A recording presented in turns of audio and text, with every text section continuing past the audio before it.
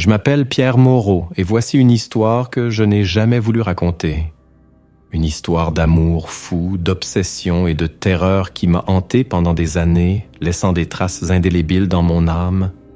Je sens encore le frisson qui me parcourt l'échine chaque fois que je me souviens de ces jours sombres, où j'ai été maudit par des forces que je n'aurais jamais dû réveiller. Tout a commencé par un simple désir, une envie que beaucoup d'hommes ont ressentie, l'amour d'une femme. Yvette Dubois était la plus belle fleur de Paris, une vision de grâce et de charme qui faisait battre mon cœur plus vite chaque fois que je la voyais. Mais pour moi, elle semblait aussi lointaine que les étoiles dans le ciel, aussi inaccessible qu'un rêve. C'est alors que j'ai entendu parler d'une sorcière, une ancienne praticienne des arts occultes qui vivait cachée dans les ombres de la ville. On disait qu'elle possédait des pouvoirs mystiques, capables de réaliser n'importe quel souhait, même s'il semblait impossible. Dans ma naïveté, j'ai décidé de partir à sa recherche, espérant qu'elle pourrait m'aider à conquérir le cœur d'Yvette. La sorcière m'accueillit dans son humble demeure, un endroit sombre, rempli d'objets étranges. Elle m'a mis en garde contre les dangers de jouer avec les forces surnaturelles, mais je n'ai pas écouté. Mon désir pour Yvette était si profond que j'ai ignoré tous les avertissements. Par un sombre rituel, la sorcière m'a jeté un puissant sort, me promettant qu'Yvette tomberait amoureuse de moi. Et c'est ce qu'elle a fait. En quelques jours, Yvette est devenue obsédée par moi, son amour débordant d'une manière presque maladive. Au début, j'étais aux anges, convaincu que mes rêves se réalisaient enfin. Mais je me suis vite rendu compte que quelque chose n'allait pas du tout. Yvette a commencé à faire des cauchemars terrifiants, à avoir des hallucinations effrayantes qui la plongeaient dans un état de panique permanent. J'aurais dû me méfier à ce moment-là, j'aurais dû me rendre compte que le prix de ces sorts était trop élevé. Mais, aveuglé par mon propre désir, j'ai ignoré tous les signes, me condamnant à un chemin de ténèbres et de souffrances sans fin. Rapidement, les choses se sont dégradées. Yvette, ma bien-aimée, n'était plus que l'ombre effrayante d'elle-même. Les hallucinations et les cauchemars se sont intensifiés, au point qu'elle a complètement perdu le contact avec la réalité. Je me souviens d'une nuit où je l'ai trouvée recroquevillée dans un coin de sa chambre, tremblante de peur. Ses yeux étaient écarquillés et elle criait désespérément, suppliant les voix de s'arrêter. Des voix qu'elle seule pouvait entendre. « Ils me regardent, Pierre. Ils veulent me prendre. Aide-moi, s'il te plaît !» suppliait-elle en s'agrippant fermement à mes bras. Je l'ai serrée dans mes bras, essayant de la calmer, mais rien n'y faisait. C'était comme si une force maléfique consumait son esprit. Un cauchemar sans fin dont elle ne pouvait se réveiller. J'ai cherché de l'aide auprès de médecins, de prêtres et même d'autres praticiens des arts occultes, mais personne ne pouvait expliquer ce qui arrivait à Yvette. Tandis que je luttais pour la sauver, son obsession pour moi devenait de plus en plus profonde et maladive. Elle me suivait partout, les yeux remplis d'un désir fiévreux qui me donnait des frissons. Yvette refusait de me laisser seule, craignant que je ne parte et ne l'abandonne. Dans ces moments de lucidité, elle me suppliait de la pardonner, disant qu'elle ne pouvait pas contrôler ses pensées et ses actions. C'est alors que j'ai compris que le sort de la sorcière avait un prix terrible. En essayant de gagner l'amour d'Yvette par des moyens surnaturels, j'avais réveillé une force maléfique qui la possédait désormais. Une entité sombre qui se nourrissait de son esprit et de son âme, la laissant de plus en plus perdue dans un labyrinthe de folie et de désespoir. J'aurais dû m'arrêter à ce moment-là. J'aurais dû chercher à nouveau la sorcière et la supplier d'annuler le sort. Mais, aveuglé par mon amour obsessionnel, j'ai continué à ignorer les signes, condamnant Yvette et moi-même à un destin encore plus sombre. Les choses ont continué à mal tourner. Yvette a commencé à se faire du mal, dans une transe effrayante que je ne pouvais pas comprendre. Elle se grattait la peau jusqu'au sang, s'arrachait des touffes de cheveux, et se frappait contre les murs en criant des choses incompréhensibles. J'ai essayé de la retenir, de l'empêcher de se faire du mal, mais c'était comme lutter contre une force surhumaine.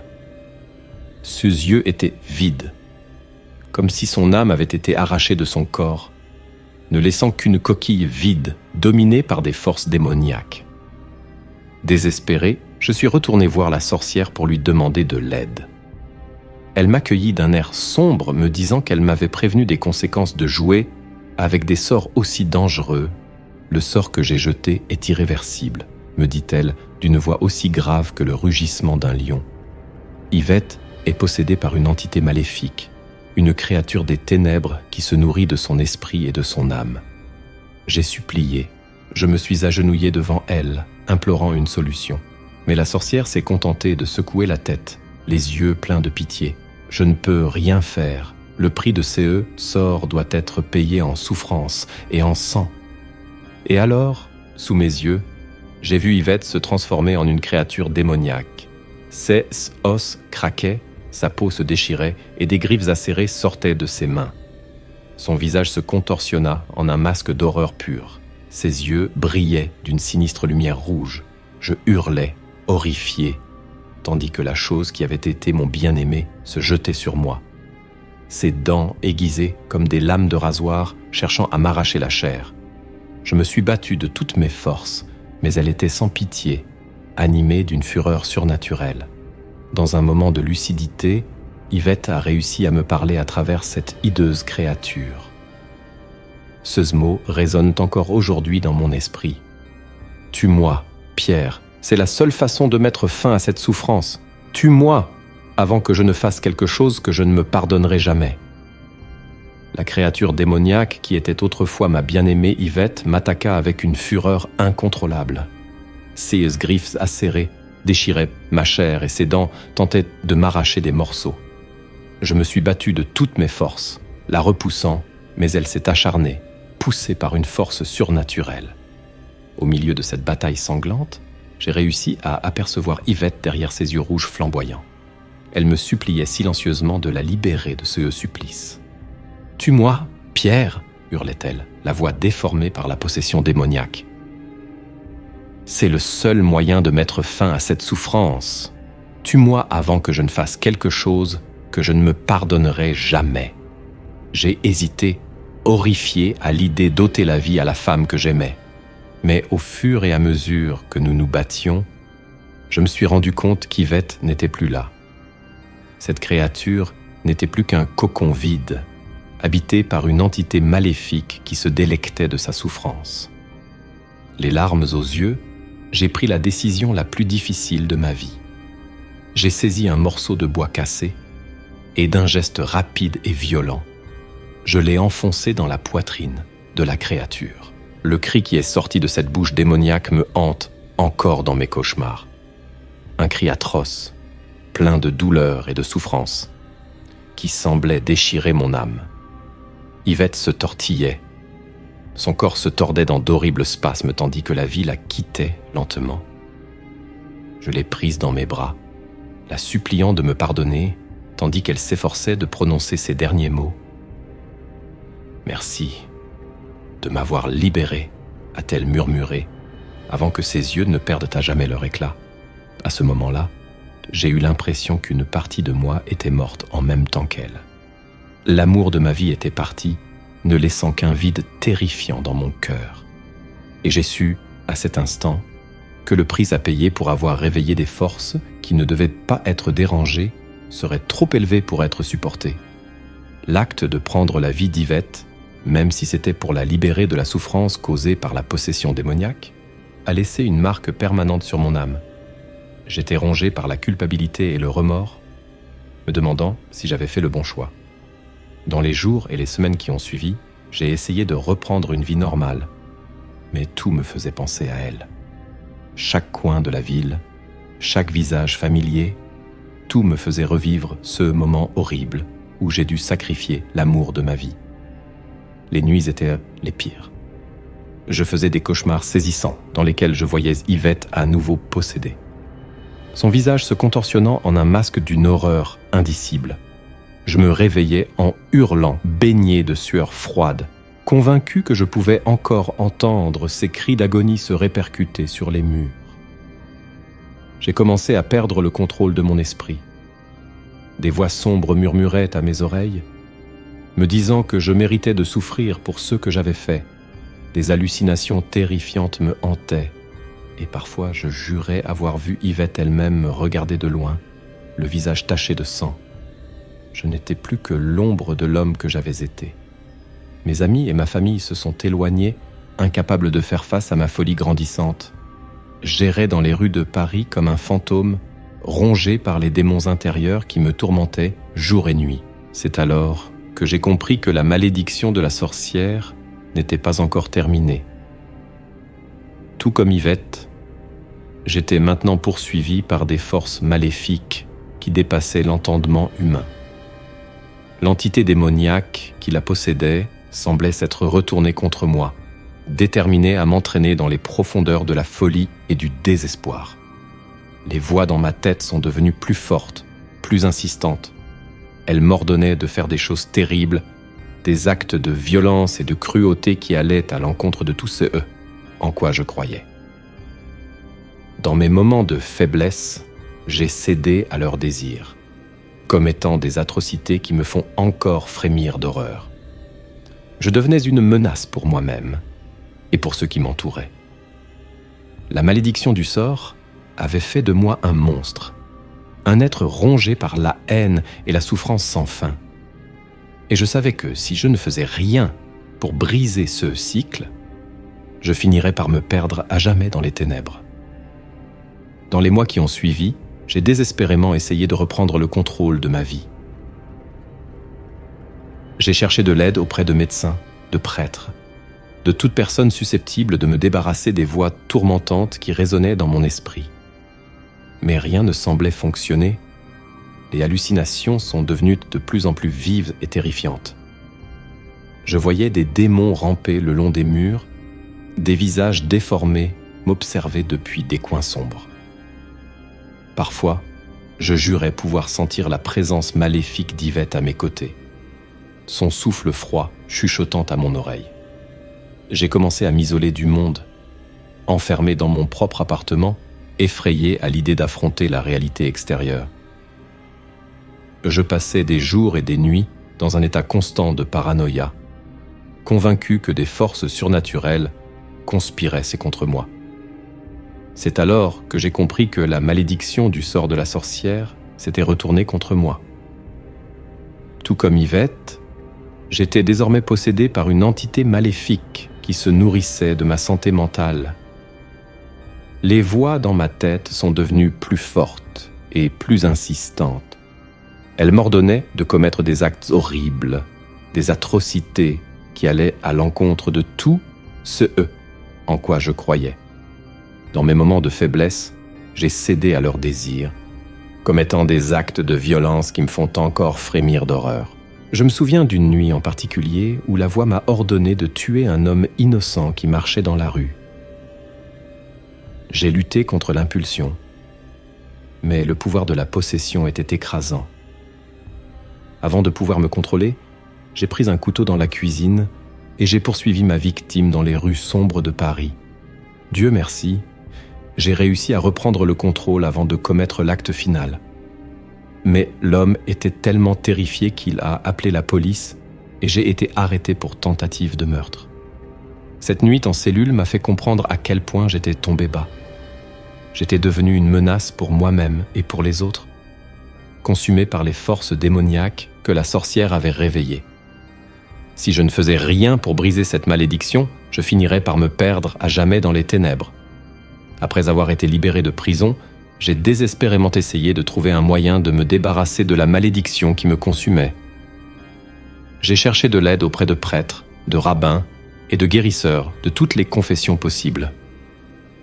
Mais personne ne pouvait comprendre la véritable nature des forces maléfiques qui s'étaient emparées de moi. Les voix dans ma tête sont devenues encore plus insistantes, exigeant que je commette des actes de plus en plus terribles et violents. Elles me forçaient à regarder des visions troublantes de torture et de meurtre. me disant que tel serait mon destin si je n'obéissais pas. Dans mes moments de faiblesse, j'ai cédé à leurs ordres, commettant des atrocités qui me remplissaient de nausées et d'horreur. Je me souviens d'une nuit où je me suis réveillé couvert de sang, incapable de me souvenir de ce que j'avais fait. La voix dans ma tête s'est mise à rire, disant que j'avais goûté aux vraies ténèbres. Je me perdais. Je m'enfonçais de plus en plus dans un puits sans fond de folie et de désespoir. Les voix me torturaient constamment, murmurant de sombres secrets et de terrifiantes menaces. Elles me disaient que je ne trouverais jamais la paix tant que je ne m'abandonnerais pas complètement aux ténèbres. J'ai commencé à me faire du mal, dans l'espoir de faire taire les voix, ne serait-ce qu'un instant. J'ai coupé ma propre chair avec des lames tranchantes, regardant le sang couler comme s'il s'agissait d'une punition pour mes péchés. Mais rien ne semblait fonctionner. Je suis devenu une menace pour moi-même et pour mon entourage. Mes amis et ma famille m'ont abandonné, craignant pour leur propre sécurité. J'errais dans les rues de Paris comme un fantôme, un être rongé par la folie et une souffrance sans fin. C'est alors que j'ai décidé, dans un dernier acte de désespoir, de retrouver la sorcière. Elle était la seule à pouvoir comprendre la véritable nature de la malédiction qui m'affligeait, la seule à pouvoir peut-être m'offrir une chance de briser le cycle de l'horreur. Retrouver la sorcière fut une tâche ardue. Elle avait disparu dans les ombres de Paris, comme si la ville elle-même l'avait engloutie. Mais j'étais déterminé, prêt à tout pour briser la malédiction qui me consumait. Après des semaines de recherches acharnées, je parvins enfin à la localiser. Elle vivait dans un quartier abandonné, dans une maison délabrée qui dégageait une sinistre aura de magie noire. Lorsque j'ai frappé à sa porte, la sorcière m'a accueilli avec un regard de pitié et de mépris. Elle connaissait les tourments que j'avais subis, les terribles conséquences d'avoir joué avec des forces qui dépassaient l'entendement humain. « Je t'avais prévenu, imbécile », dit-elle d'une voix aussi profonde que le rugissement d'un lion. « Maintenant, tu paies le prix de ton arrogance. » Je l'ai supplié de m'aider, m'agenouillant devant elle comme un pécheur devant un juge implacable. Je lui ai parlé des voix dans ma tête, des hallucinations terrifiantes et des actes de violence que j'avais commis contre mon gré. La sorcière m'écouta en silence, ses yeux noirs m'évaluant comme si elle pouvait voir directement dans mon âme corrompue. « Vous êtes poursuivi par la même entité maléfique qui a possédé votre bien-aimée Yvette, » dit-elle enfin. « Elle se nourrit de votre esprit et de votre santé mentale, déterminée à vous entraîner dans les profondeurs du désespoir. » Mes espoirs s'effondrèrent en entendant ces mots. Si la malédiction était si puissante et si ancienne, comment pouvais-je la briser? C'est alors que la sorcière me révéla la plus terrible des vérités. Le seul moyen de briser la malédiction était un sacrifice final, un acte si horrible et brutal qu'il ferait reculer l'entité démoniaque elle-même. J'ai hésité, terrifié par les implications de ces paroles. Mais la sorcière m'a rappelé que si je ne faisais rien, je serais perdu à jamais dans les ténèbres, condamné à une existence de souffrance sans fin, la gorge nouée. J'acceptais de suivre ses instructions, aussi terribles soient-elles. Je ferais tout pour retrouver la paix, même si je devais affronter mes propres démons intérieurs. Les instructions de la sorcière pour le sacrifice final étaient si troublantes et sanglantes que je refuse encore de les décrire en détail. Il suffit de dire qu'elles impliquaient un acte d'auto-immolation si brutal et si horrible qu'il ferait frémir même les démons les plus cruels. J'ai hésité, bien sûr. N'importe quel être humain sain d'esprit reculerait devant une telle horreur. Mais la sorcière m'a rappelé que c'était le seul moyen de briser la malédiction qui me consumait. Si je ne faisais pas ce sacrifice, je serais condamné à une existence éternelle de tourments et de folie. Le cœur battant et les mains tremblantes, j'ai obéi aux sombres instructions de la sorcière. J'ai accompli le rituel par une nuit sans lune, lorsque les ténèbres étaient les plus profondes, et les forces maléfiques les plus puissantes. Il s'en est suivi une scène si graphique et si dérangeante que je refuse toujours de la revivre dans mon esprit. Le sang a coulé, la chair a été déchirée et des cris atroces ont résonné sur les murs de cette maison maudite. J'ai ressenti la douleur la plus atroce qu'un être humain puisse endurer, comme si un millier de couteaux déchiraient mon corps et mon âme. Les voix dans ma tête hurlaient, implorant la pitié, tandis que l'entité démoniaque qui me possédait luttait pour maintenir son contrôle sur moi. Mais je n'ai pas abandonné. J'ai poursuivi le rituel jusqu'au bout, déterminé à briser la malédiction une fois pour toutes, quel qu'en soit le prix. Et puis, dans un moment de triomphe terrible, j'ai senti la présence maléfique s'éloigner de moi. L'entité démoniaque hurla d'agonie, son essence étant expulsée de mon corps et renvoyée dans les royaumes des ténèbres d'où elle n'aurait jamais dû sortir. Lorsque tout fut terminé, je gisais sur le sol, une enveloppe vide et sanglante. La malédiction avait été brisée, mais à un prix terrible. J'avais sacrifié une partie fondamentale de moi-même, laissant une plaie béante dans mon âme qui ne guérirait jamais complètement.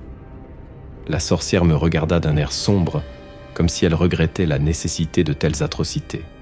« Tu es libre maintenant », dit-elle d'une voix distante et sans émotion.